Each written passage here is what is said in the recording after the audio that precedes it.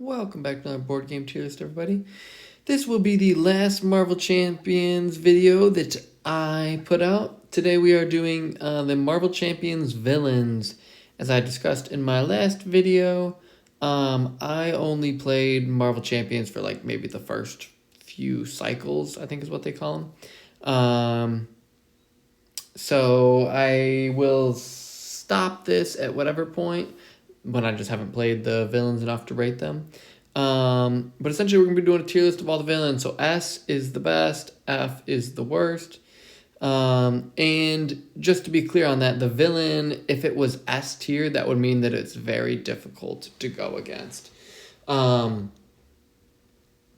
if it's F, it's super easy to beat, essentially. So we will factor in the like how enjoyable the villains are.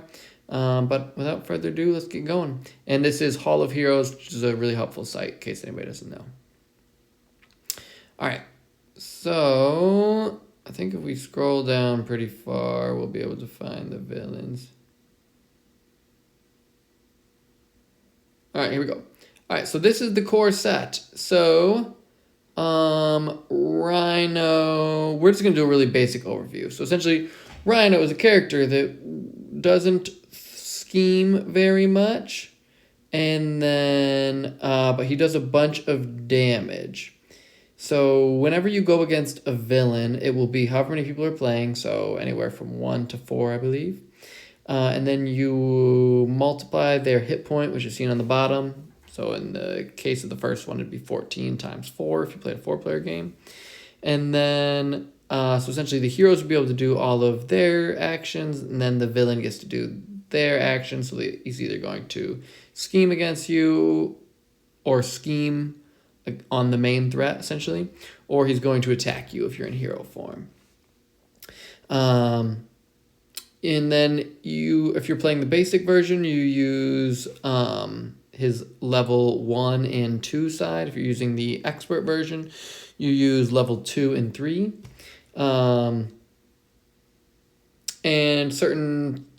the character will always have abilities, either a when revealed ability, which in this case puts a side scheme into play, or the other one stuns somebody, or they'll have I guess this one just gets toughness. So at the beginning, they just get a status card. So we won't go into super big detail on these characters, but essentially Rhino is about as basic as you can be. He is going to be F. It's not because he's bad. He's great for teaching people the game. But yeah, once you know what you're doing, you don't really go back to Rhino and have a lot of fun most of the time. But he does some really cool stuff.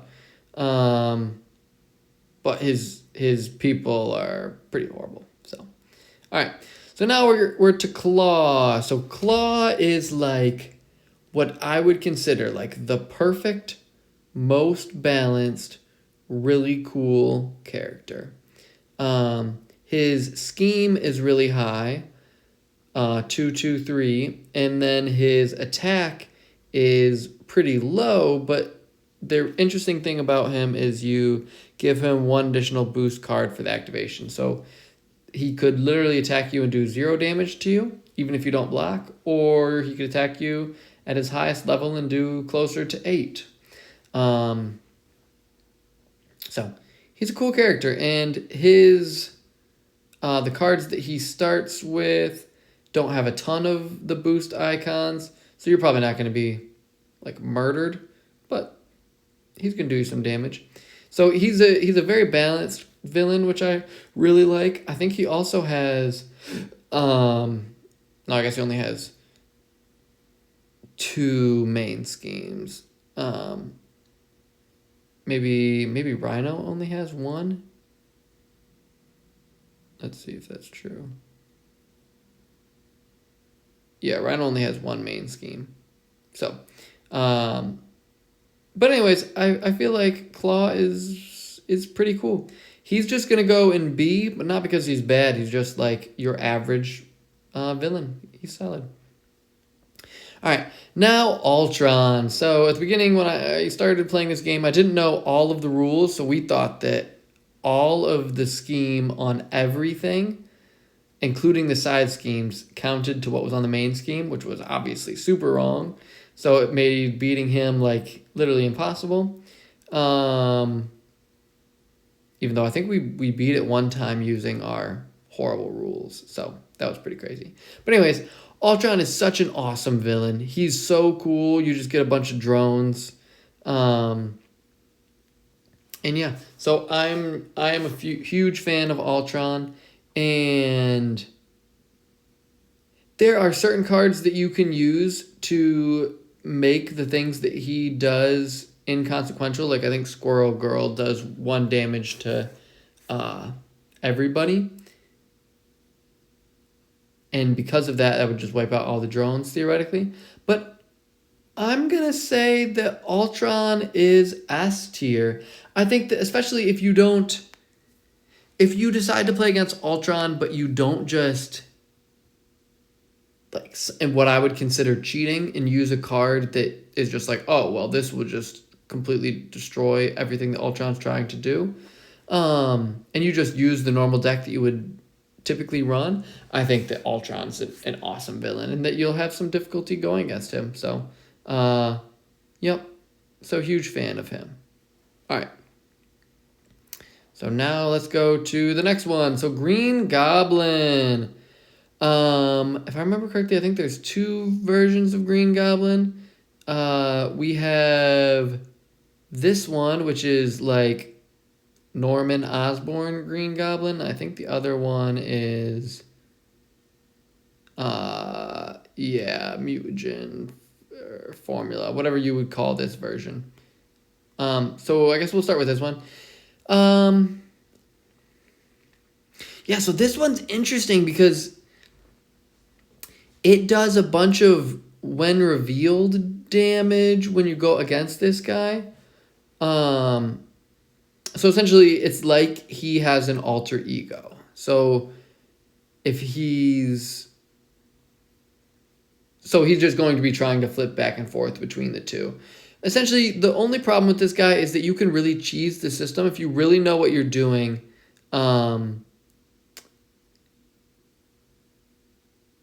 You can just leave him on the one version for a long, long time, and then once you're all the way built up, you just flip him and then destroy him in 1 turn. Or maybe not literally that quick, but like that's what we would normally do. So I think he's really cool. I think I'm going to give him a C, though. It's not my favorite one to play against. And I would actually greatly prefer this version. And the reason for this is because this Green Goblin, his stats aren't like ridiculous, but you can get a ton of encounter cards. And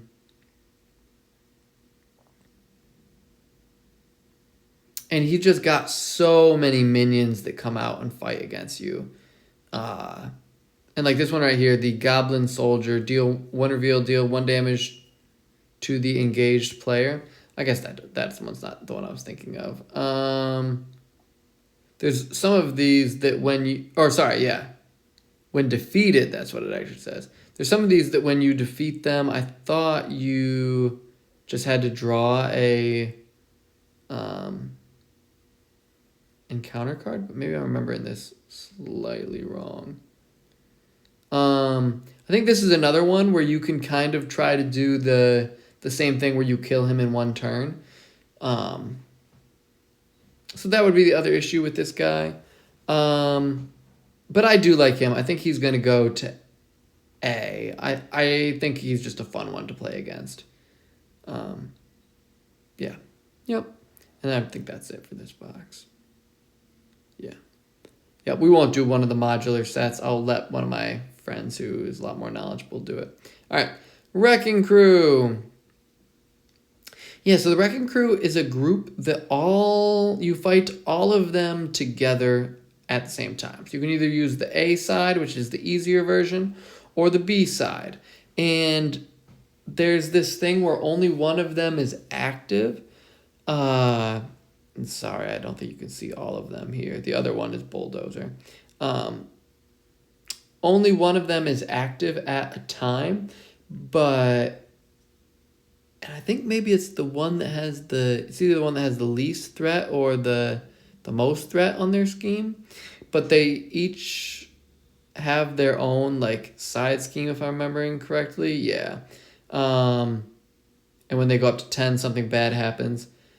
So these guys are cool, and it's a different way to play the game.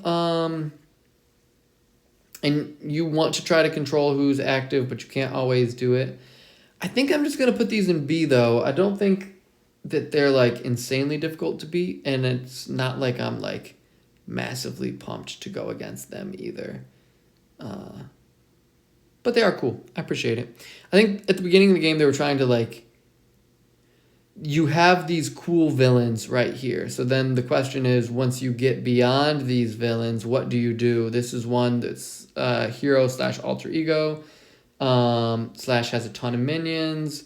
This is one that you play a different way, essentially. You're going against 4 people at once, which is cool. But then we get to Red Skull, which I guess we'll get to Red Skull. All right, so essentially now we have Crossbones. He's got some weapons which are good. Yeah, this might just be wrong. I never played Crossbones that much. I didn't feel like he was that difficult. We're just going to put him in B. Maybe that's just wrong. But Absorbing Man. Okay, so this is going to be my critique of Absorbing Man. I think I'm going to put him in... C.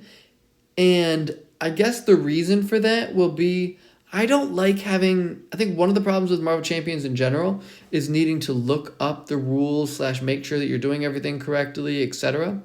Which if you really know what you're doing, then that's obviously not an issue. But to need to track like the different phase or the different forms that he could be in, ice, stone, metal, wood, etc.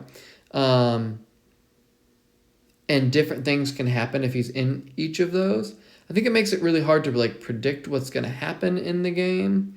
And that's just not as much of how I like playing. So this guy's... I think I'm going to put this guy in C, if I didn't say that already. All right, Taskmaster.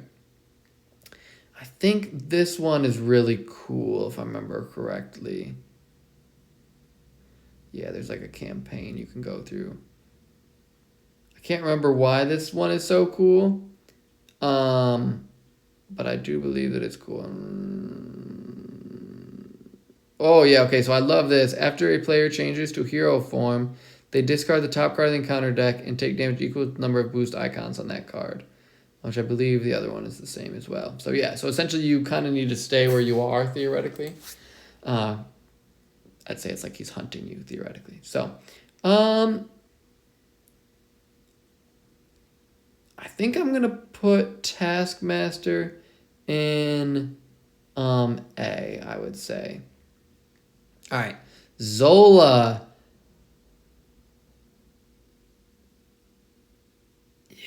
Okay, so Zola is like the king of the big monsters. Like if you thought Green Goblin had a bunch of people, these are like Green Goblin's people, except they're all upgraded, which is just really, really cool. So as far as like fun, I would give this one an S. But I think I'm going to land on A. I really do like Zola as a villain. I think he's sweet. So yeah, you got a ton of villains in this one. And then Red Skull, last but not least. So he's a huge schemer, and he's got some attack as well. Get extra attack if there's more side schemes. And yeah, he's just got some ridiculous people like the Sleeper. His minions are all respectable.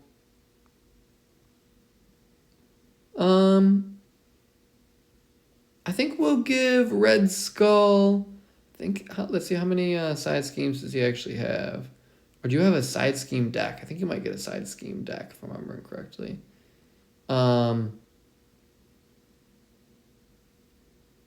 I think we'll give him an A. I don't know. Actually, no, we'll be generous. We'll put him in S. I really like him. I think he's sweet.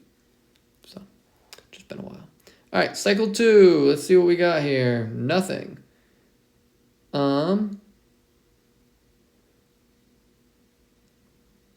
Okay, we got Drang, the Collector, maybe another version of Collector, Nebula. Okay, so believe it or not, I actually haven't played these people enough to be able to give them a real rating, so I'm not going to do that one. Okay, I did, although I owned that box, so I did play them, I just don't remember them. All right. Ebony Maw.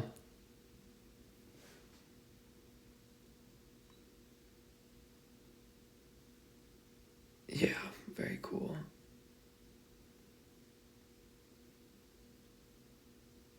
Yeah, I'm just trying to get a sense of who all these guys are first.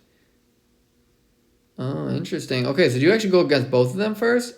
Yeah, Glaive and Midnight. Interesting. All right. Well, so I don't remember this one. I would say this box overall is absolutely S tier. Um, there's not. I am not a huge campaign player when it comes to this game, but this campaign was sweet. I would say Thanos is S tier, and then I would say all the other ones are probably just A tier. I feel like I want to put Ebony Maw maybe in S tier as well. That could be inaccurate, but just very cool. And then my guess is that that's the last one that I really played enough to be able to, to be able to rate. Let's see. Whoops. Yeah, I think I'll probably stop there. But anyways, so that is the tier list. There ended up being a lot of other really cool characters / content that came later, which I did play, but I didn't play enough to be able to rate it very well. So, thanks for watching, everybody.